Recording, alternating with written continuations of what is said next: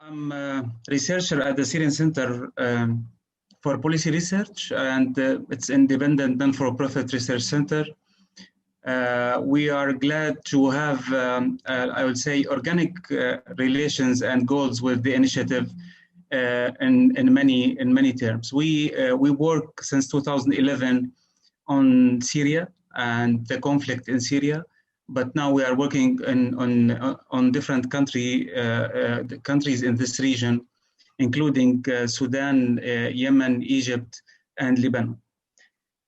We are working mainly on policy-oriented research, but we are very interested in the theoretical framework and how to develop the political economy of conflict, our understanding of roots and impact dynamics, and looking for future scenarios to transform the conflict foundations toward a more sustainable development in a critical perspective.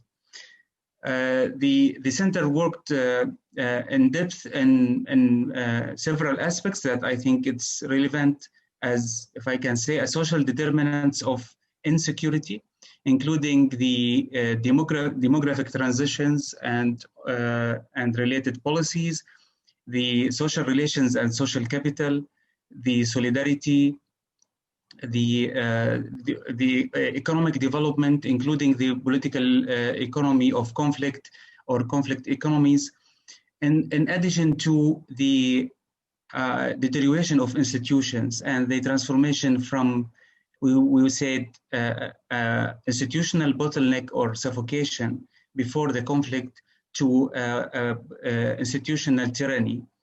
And this is including the state and non-state actors. We try to understand the key determinants of conflict, how it's fueled through regional, global, and internal factors and foundations. And I think this is mainly related to the complicated of this region and deterioration that we have seen during the last decade. We try to build some alternatives, like the transformation from conflict economies toward solidarity economies, the transformation from bond social capital or traditional social capital toward structural social capital as a reinvestment in rule of society.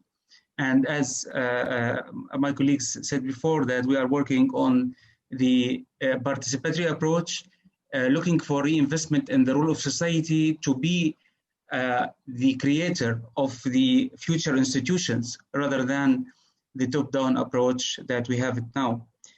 The other issue that is related to this context, if I can say, is the spillover or the trans effects across nations of conflict and its impact on the region. So what we are seeing since the Arab Spring, that we have identity politics, which expanded in a way that increased polarization, fragmentation across the region.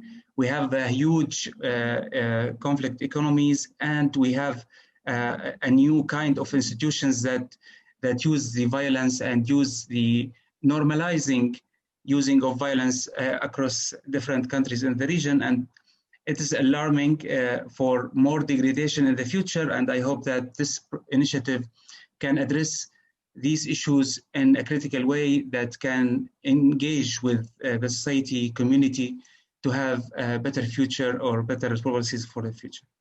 And I'll stop here. Thank you.